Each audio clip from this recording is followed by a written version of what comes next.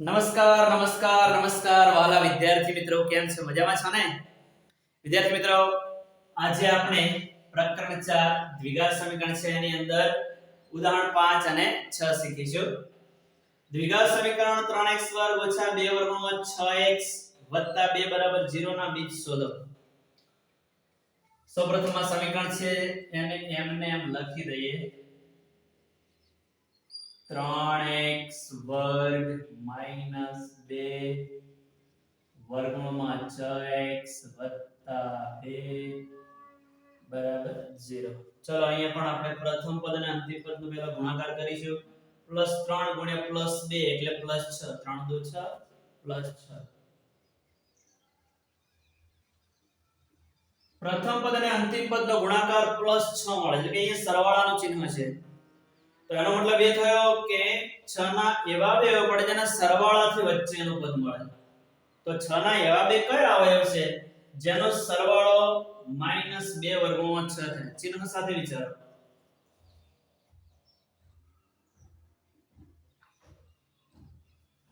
વિચારી લીધો? શું આવશે બોલો? માઈનસ વર્ગમૂળમાં 6 ગુણ્યા માઈનસ વર્ગમૂળમાં 6. વર્ગમૂળમાં 6 ગુણ્યા વર્ગમૂળમાં 6 એટલે પૂરા 6. અને બંને આગળ માઈનસ કેમ મૂક્યા? તો સરવાળાથી વચ્ચેનું પદ મળે છે. બીજા પદ આગળ અહીંયા માઈનસ છે એટલે બંને આગળ ચિહ્ન સમાન આવે, એ પણ બંને આગળ માઈનસ આવે. બરાબર છે? હવે એને નામ લખી દઈએ. 3x વર્ગ માઈનસ વર્ગમૂળમાં 6 x માઈનસ વર્ગમૂળમાં 6 x અને છેલ્લું પદ જેમ છે એમ નામ લખી દઈએ. જોઈ લો વિદ્યાર્થી મિત્રો, અહીંયા બંને આગળ ચિહ્નો સમાન છે એટલે બંનેનો સરવાળો થાય 1 ને 1 2 વર્ગમૂળમાં 6 અને માઈનસ ગુણ્યા માઈનસ એટલે પ્લસ વર્ગમૂળમાં 6. સોરી +6. अब पहला બે પદમાં કઈ કોમન નીકળશે, બીજા બે પદમાં કઈ કોમન નીકળશે? વિદ્યાર્થી મિત્રો કેટલાકને અહીંયા કોમન કાઢવામાં ખૂબ તકલીફ પડતી હોય છે. ખૂબ સરળ છે. પહેલા આના અંદર આપણે અવયવીકરણ કરીએ. કઈ રીતનું અવયવીકરણ કરવા? જો 3 છે ને વર્ગમૂળમાં 3 ઇન્ટુ વર્ગમૂળમાં 3. વર્ગમૂળમાં 3 ગુણ્યા વર્ગમૂળમાં 3 એટલે પૂરેપૂરા 3 મળી જાય. એટલે 3 ના અવયવો થશે વર્ગમૂળમાં 3 ગુણ્યા વર્ગમૂળમાં 3. x વર્ગ જે છે એમને એમ લખી દો ઓછા આના પણ બે અવયવ પાડ દો. એક અવયવ આપણને મળશે વર્ગમૂળમાં 3 ઇન્ટુ બીજો મળશે વર્ગમૂળમાં 2. 3 2 6 અને અસમયનો ગુણાકાર અસમય જ મળે. અસમય સંખ્યાનો ગુણાકાર અસમય જ હોય. એ જ રીતે આના પણ અવયવ પાડ દો. જે પાડ્યા આમને એમ જ વર્ગમૂળમાં 3 ઇન્ટુ વર્ગમૂળમાં 2 પ્લસ આ બે ના પણ એ જ રીતના અવયવ પાડ દેવાના. વર્ગમૂળમાં 2 ઇન્ટુ વર્ગમૂળમાં 2 બરાબર છે. હવે તમે સરળતાથી કોમન કાઢી શકશો. બરાબર? ખાસ આ સ્ટેપ ને યાદ રાખજો. વ્યવસ્થિતમાં અસમય અવયવ પાડ દેવાના પછી કોમન કાઢશો તો તમને આમાં તકલીફ પડશે નહીં. સ્ટાન્ડર્ડના પેપરની અંદર આ દાખલો આઈએમપી ગણી શકાય. બરાબર? આવા દાખલા પૂછી શકાય અને ક્યારેક બેઝિકમાં પણ પૂછી લેવાય. ચલો, બંનેમાં સરખું હોય કોમન નીકળે. તો બંનેમાં સરખા કોણ છે? વર્ગમૂળ 3 અહીંયા છે ને વર્ગમૂળ 3 અહીંયા છે. તો એક વર્ગમૂળ 3 કોમન નીકળશે. બીજો x અહીંયા છે ને x અહીંયા છે તો એક x કોમન નીકળશે. હવે જે વધ્યું છે એ લખીએ. તો અહીંથી વર્ગમૂળ 3 બહાર નીકળી ગયા, એક નીકળ્યા છે, એક વધ્યા છે. તો એને આ રીતના લખી દઈશું વર્ગમૂળ 3. x વર્ગમાંથી એક x બહાર આવી ગયો છે તો એક x આપણી પાસે વધશે. આમાંથી વર્ગમૂળ 3 બહાર આવી ગયા છે તો વર્ગમૂળમાં 2 વધશે અને એક x તો હતો જે બહાર નીકળી ગયો છે એટલે ઓછા વર્ગમૂળમાં 2 વધશે. હવે બાકીના બે પદમાંથી એક તો માઈનસ કોમન કાઢવો પડશે. બીજું બંનેમાં હોય એવો વર્ગમૂળમાં 2 છે તો એ વર્ગમૂળમાં 2 કોમન નીકળશે. બીજો કઈ કોમન નીકળે એવું નથી. અહીંથી વર્ગમૂળમાં 2 બહાર આવી ગયા એટલે અહીંયા વર્ગમૂળમાં 3 વધશે. બીજું કઈ માઈનસ કોમન નીકળ્યા છે અંદરનું ચિહ્ન બદલાઈ જશે. પ્લસ ના શું થઈ જશે? માઈનસ થઈ જશે. માઈનસ જ્યારે કોમન નીકળે ત્યારે અંદરનું ચિહ્ન બદલાઈ જાય અહીંથી વર્ગમૂળમાં 2 બહાર આવી ગયા છે તો વર્ગમૂળ 2 વધશે બરાબર 0. જો અહીંયા જે મળ્યું છે એનો એ જ અહીંયા મળવું જોઈએ. હવે બંને જે સામાન્ય અવયવ છે બહાર કાઢીએ ફરી તો વર્ગમૂળમાં 3x માઈનસ વર્ગમૂળમાં 2 કોમન કાઢીએ અહીંથી બહાર નીકળશે એટલે આ વર્ગમૂળમાં 3x વધશે અને અહીંથી વર્ગમૂળ 3x ઓછા વર્ગમૂળ 2 કોમન નીકળશે એટલે માઈનસ વર્ગમૂળમાં 2 વધશે બરાબર 0. બંનેને હવે 0 સાથે સરખાવી દઈએ. તેથી વર્ગમૂળમાં 3x માઈનસ વર્ગમૂળમાં 2 બરાબર 0. બીજા કૌંસને પણ 0 સાથે સરખાવી દઈએ તો વર્ગમૂળમાં 3x માઈનસ વર્ગમૂળમાં 2 બરાબર 0. તેથી હવે જો આ માઈનસ વર્ગમૂળ 2 ને બરાબરની જમણી બાજુ લઈ જઈએ. વર્ગમૂળમાં 3x બરાબર વર્ગમૂળ 2. આ વર્ગમૂળ 3 ગુણાયેલા છે જમણી બાજુ જશે એટલે ભાગાકારમાં જશે તો x બરાબર વર્ગમૂળ 2 છેદમાં વર્ગમૂળ 3. આટલા સુધી રાખો તો જવાબ આવી ગયો છે પણ આપણે આને આ રીતે લખીએ આખું વર્ગમૂળ કરી દઈએ અંશ અને છેદ નહીં. x બરાબર વર્ગમૂળમાં 2 છેદમાં 3 બરાબર તો આપણને આ રીતે આ બીજ મળે છે. હવે આની વાત કરીએ તો આનું આ જ મળવાનું છે સમાન છે એટલા માટે વર્ગમૂળમાં 3x બરાબર માઈનસ વર્ગમૂળ 2 જમણી બાજુ જશે એટલે પ્લસ વર્ગમૂળ 2 થશે.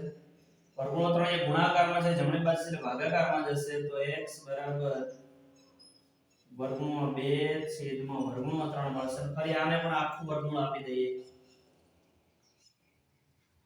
x બરાબર અંશમાં 2 છેદમાં 3 બરાબર. સરળતાથી આ દાખલો આ રીતે ગણી શકાય. વ્યવસ્થિત અને ગણીને તૈયાર કરી દેવાનું.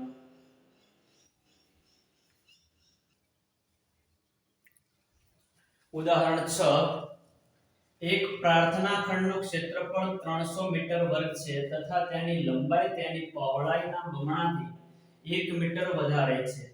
પ્રાર્થના ખંડની લંબાઈ તથા પહોળાઈ શોધો. અહીંયા જે આપણને વિગત આપેલી છે એના આપણે પહેલા સમીકરણ બનાવવાનું છે. હવે અહીંયા લંબાઈ અને પહોળાઈ જે આપેલી છે એમાંથી ચલ કોના માટે ધારો કારણ કે આપણી પાસે ચલ તો એક જ છે તો ચલ કોના માટે ધારો એ તમને ખબર પડવી જોઈએ કે લંબાઈ માટે આપણે ચલ ધારીશું કે પહોળાઈ માટે ચલ ધારીશું. ધારો કે આપણે x ધારવો છે તો જે x છે એ લંબાઈ માટે ધારીશું કે પહોળાઈ માટે ધારીશું. તો આની અંદર ખાસ કરીને જેને આધાર તરીકે લીધો હોય ને એના માટે ચલ ધારવાનું. તો એને કોના ઉપરથી એની ખબર પડશે તો અહીંયા જો લંબાઈ તેની પહોળાઈના બમણાથી. કોના બમણાથી? પહોળાઈના બમણાથી. આધાર કોને લીધો છે? પહોળાઈને આધાર તરીકે લીધી છે. તો આપણે જે ચલ છે પહોળાઈ માટે ધારીશું બરાબર છે. પછી તમે સરળતાથી સમીકરણ બનાવી તો આવા જે ઉદાહરણ છે આવા જે દાખલા છે એની અંદર તમને ચલ ધારતા આવડવું જોઈએ. નહીતર સમીકરણ બનાવતા નહીં આવડે તો દાખલો નહીં આવડે છોડી દેવો પડશે બરાબર. તો આપણે અહીંયા પહોળાઈ માટે ચલ ધારીએ પહોળાઈને આધાર તરીકે લીધી છે. તો શરૂઆત કરીએ એની જુઓ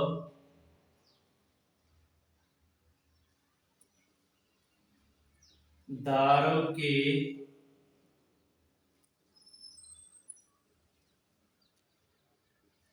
પ્રાર્થના ખંડની પહોળાઈ બરાબર x મીટર. આપણે પહોળાઈ માટે અહીંયા ચલ ધાર્યો છે. હવે એના આધારે આપણે લંબાઈ લખી શકીશું.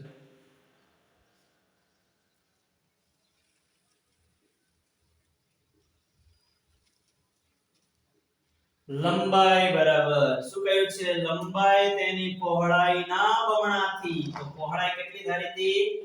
x એના બમણા એટલે કે x ના બમણા કેટલા થશે? 2x. પહોળાઈના બમણાથી 1 મીટર વધારે કીધા છે. વધારે એટલે કે 2x ની અંદર આપણે +1 કરીશું. 1 ઉમેરીશું. વધારે કીધા છે એટલે પ્લસ લખ્યું છે. ઓછા કીધું હોય તો માઈનસ લખો. બરાબર છે? તો આ રીતના આપણને લંબાઈ છે મળી જશે. અને હવે જે ક્ષેત્રફળ છે એનો આપણે ઉપયોગ કરી સમીકરણ બનાવી દેવાનું છે. લખીએ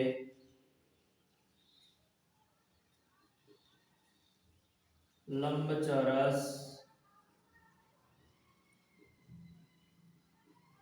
પ્રાર્થના ખંડનું ક્ષેત્રફળ બરાબર 300 મીટર વર્ગ. હવે લંબચોરસના ક્ષેત્રફળનું સૂત્ર યાદ કરો. શું છે લંબચોરસના ક્ષેત્રફળનું સૂત્ર? લંબાઈ ગુણ્યા પહોળાઈ.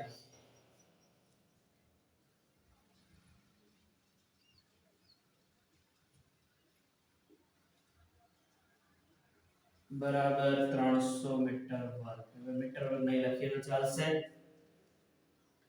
લંબાઈ આપણી પાસે 2x 1 છે અને કૌંસમાં લખીએ અને 2x 1 ગુણ્યા પહોળાઈ આપણી x ધારી છે તો x લખી દઈએ બરાબર 300. તેથી હવે આ x ને પહેલા પદ સાથે ગુણો એટલે x ગુણ્યા 2x એટલે 2x વર્ગ. x ને 1 સાથે ગુણો એટલે 1x. આ +300 છે ને ડાબી બાજુ લાવી દઈએ એટલે -300 થશે. હવે પ્રથમ પદ અને અંતિમ પદનો ગુણાકાર કરીએ. પ્લસ ગુણ્યા માઈનસ એટલે માઈનસ ને 2 તરી 6 એટલે 600. હવે ગુણાકાર -600 આવ્યા છે. અહીંયા ચિહ્ન માઈનસ નું છે તો 600 ના એવા બે પડે છે કે બાદબાકીથી વચ્ચેનું પદ મળે. કારણ કે એ ચિહ્ન ગુણાકાર શું આવ્યો છે માઈનસ, બાદબાકીનું ચિહ્ન આવ્યું છે તો બાદબાકીથી વચ્ચેનું પદ મળે. તો વિચારો 600 ના એવા બે કયા કયા અવયવ છે જેની બાદબાકી આપણને +1 મળે. વિચારો ચલો થોડીક વાર માટે, પછી હું તમને શીખવાડું છું. અઘરું પડ્યું? એના માટે એક સરળ રીત શીખવાડ દઉં. અહીંયા જે 600 છે એના પહેલા અવિભાજ્ય અવયવો પાડી દેવાના. એકમ નો શૂન્ય છે, 2 નિશેષ ભાગી શકાય, 2 તરી 6, 2 શૂન્ય નીચે ઉતારી દો. હજુ એકમ નો શૂન્ય છે, 2 વડે નિશેષ ભાગી શકાય, 2 કા 2 આ, 2 ને 1 3, પાછળના 2 શૂન્યો ચડાવી દો. તો અહીંયા આપણને 100 મળશે.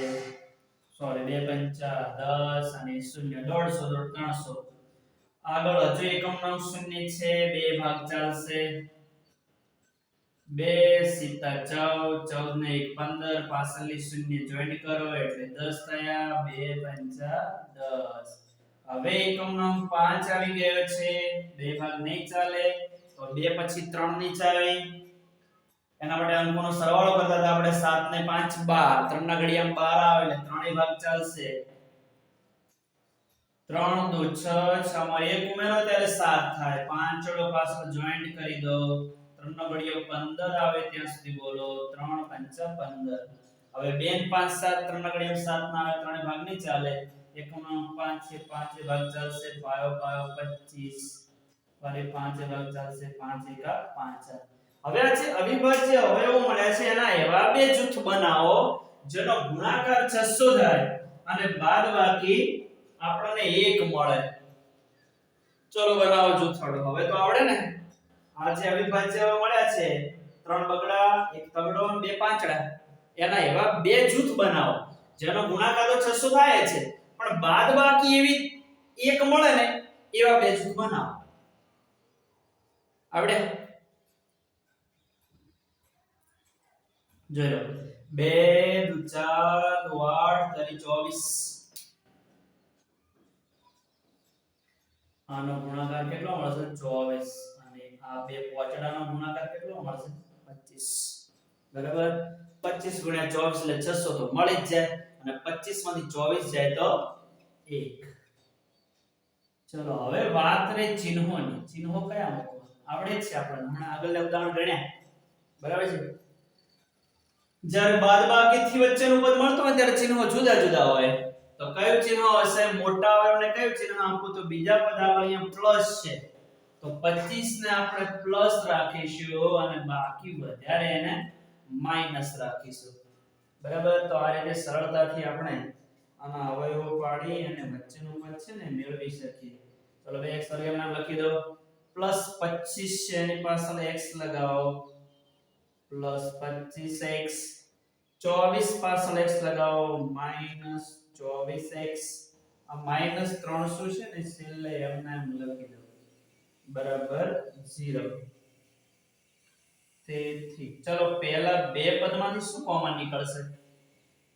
બોલો જો. બંનેમાં સરખું હોય, બંનેમાં સરખું હોય એક જ x જ છે તો x ને કોમન કાઢી દઈએ.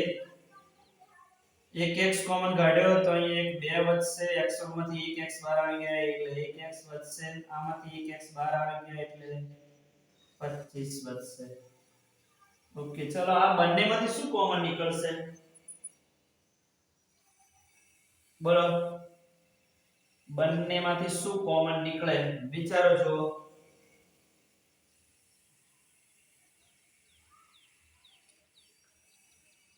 શું કોમન નીકળે? 25 24 12 દુ 24 12 કોમન નીકળે. શું કોમન નીકળશે? 12 કોમન નીકળશે. 12 દુ 24 અને બીજું તો આના એ જ વધે 25 ગુણ્યા 12 એટલે 300.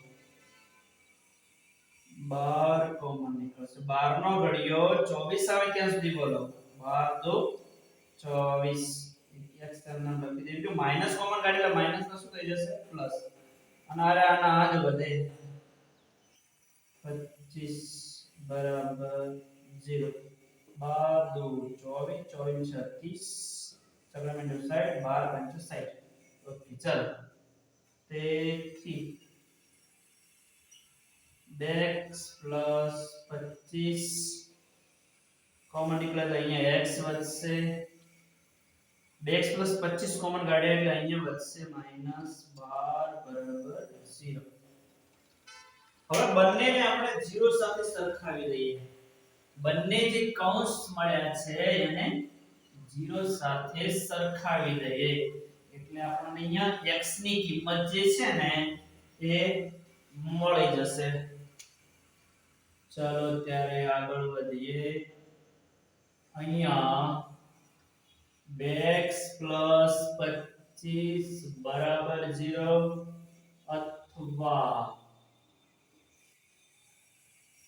x -12 બરાબર 0. therefore 2x બરાબર +25 જમણી બાજુ જશે એટલે -25 થાય. 2x બરાબર બગડો ગુણાયેલો છે જમણી બાજુ જશે એટલે ભાગાકારમાં જશે. હવે અહીંયા આપણે x જે છે ને પહોળાઈ માટે ધાર્યો છે. લંબાઈ કે પહોળાઈ ક્યારેય ઋણ ના હોય. બાદબાકી ક્યારે આનેગળ બાદબાકી ના હોય. બાદબાકીનું ચિહ્ન ના હોય, ઋણ ના હોય એટલા માટે આ શક્ય નથી.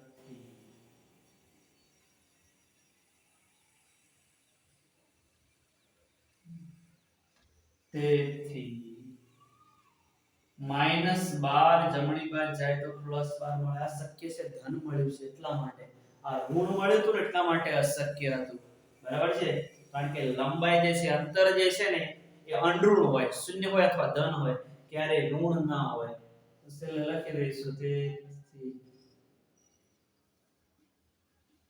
પ્રાર્થના ખંડની લંબાઈ બરાબર આપણે કેટલી ધારી હતી? 2x + 1 બરાબર 2 x ની જગ્યાએ 12 મૂકી દો + 1 12 દુ 24 વત્તા 1 24 ને 1 25 મીટર.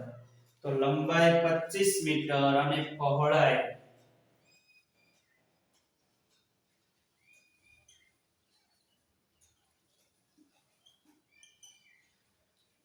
આપણે ધારી હતી x